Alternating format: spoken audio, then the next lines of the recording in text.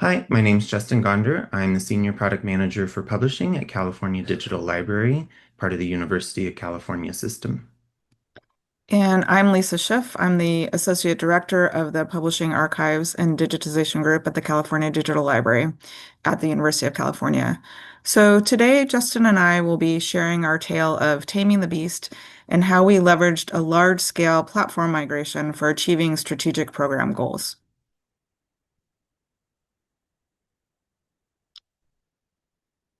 So the story of how we tamed our migration beast begins with both a problem and a puzzle.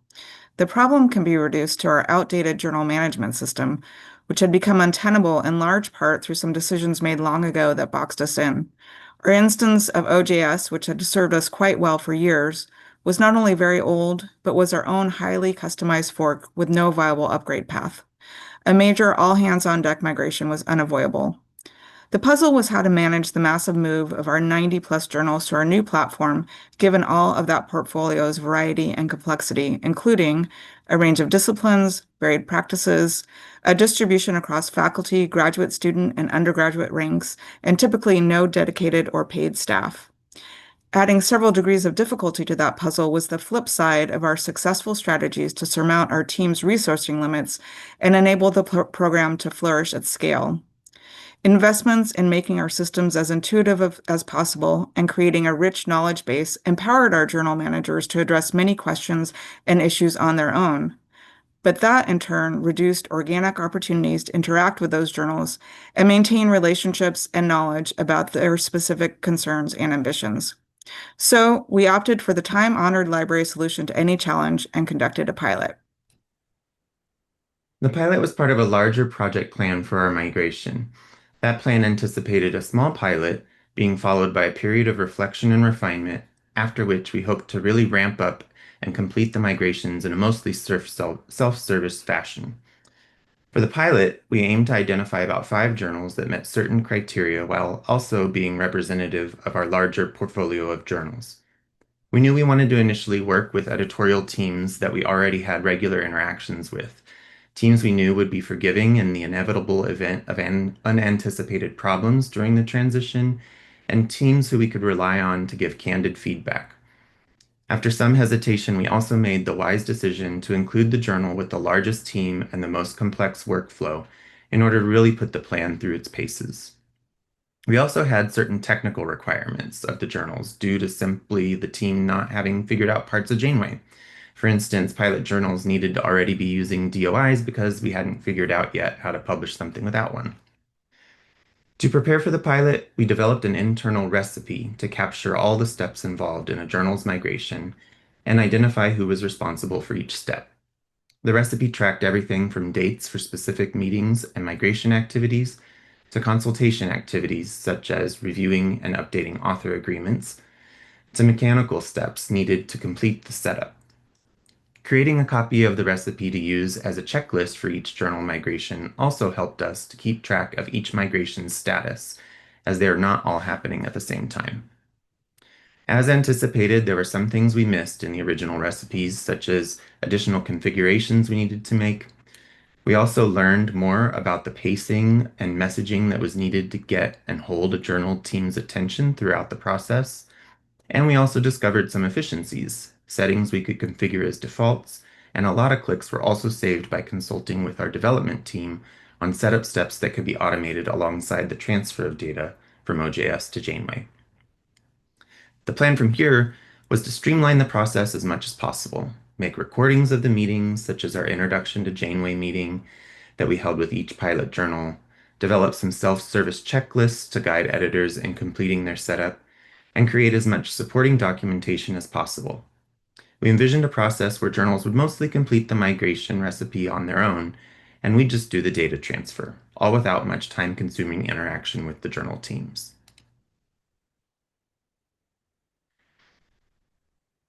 The pilot model, where we spent a lot of time meeting individually with journals and holding hands with them throughout the migration process, went really well.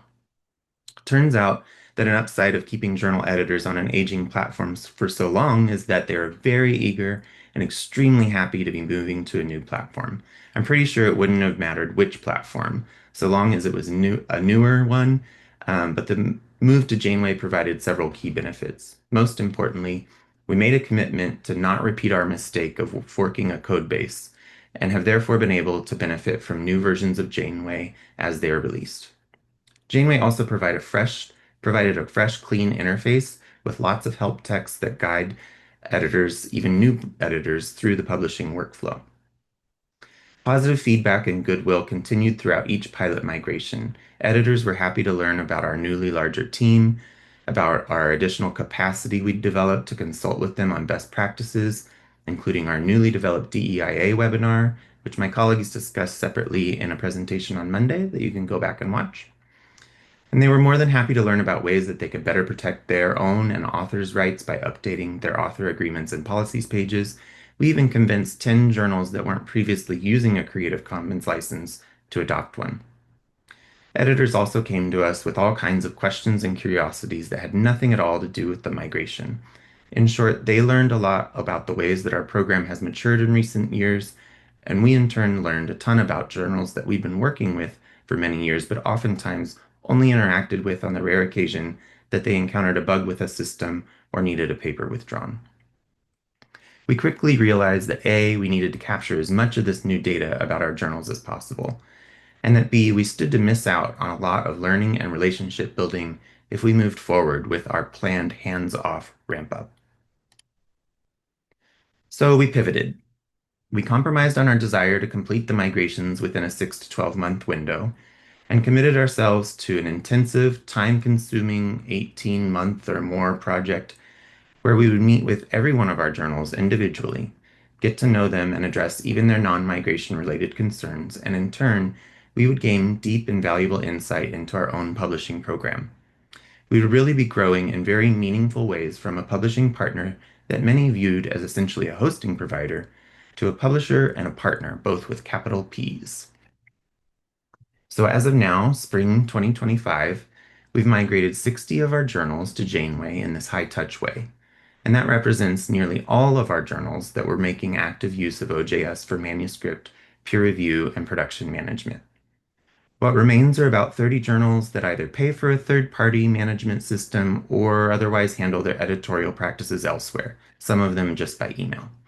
And they only use our system to upload the final PDF proofs. We are in the process of improving the Janeway plugins that enable journals to continue this practice of uploading their final proofs. But we also hope to attract more of our journals to the idea of using Janeway instead of their alternative solution. We've already had some success in doing just that, and the more journals we can convince to use Janeway more fully, the more data we'll have available to us to help us understand the ways that our journals are working, helping us to identify needs and opportunities to help support best practices. And on that note, we're also developing tools that pair the information that we've gathered during the migration with data about the activity in Janeway that the journals are up to. That helps us identify early signs of when a journal might be in trouble. For instance, we mostly only find out that a journal has ceased publication when we notice that they haven't published for an issue or two.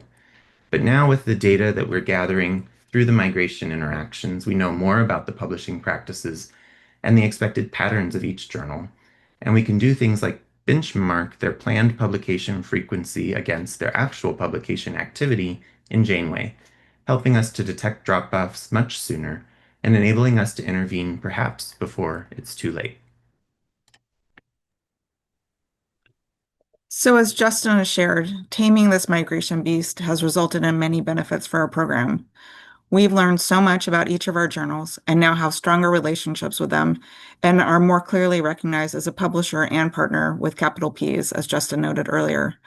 And we recognize the limits of scale and the cost of some of the benefits of making scale work. Our publishing program post-migration will reflect the strengths of our former approach, but incorporate what we learned from our migration. A good user experience, an intuitive system, and a fully built-out, up-to-date help center remain essential because eliminating confusion and helping people find their own answers to common questions creates more capacity for our team to have substantial conversations with journal managers about more complex things like best practices, new challenges, and meeting ambitions for a given journal. Our program's strategic goals require us to be more regularly in touch with our journals in order for us to be more aware of their activities and for us to ensure that they are meeting or are on the path to meeting publishing best practices. So to that end, we plan to grow our webinar offerings to cover additional prioritized topics in addition to our very well-received DEIA webinar. And we're also going to develop and launch an ongoing communication and engagement plan that will ensure regular connections with the journals. Of course, we still need to operate at scale, so the challenge will be to not enter into this new mode of work in a way that is not as high touch as our migration practices, but also not as removed as our former practices, because we need to keep the beast tamed.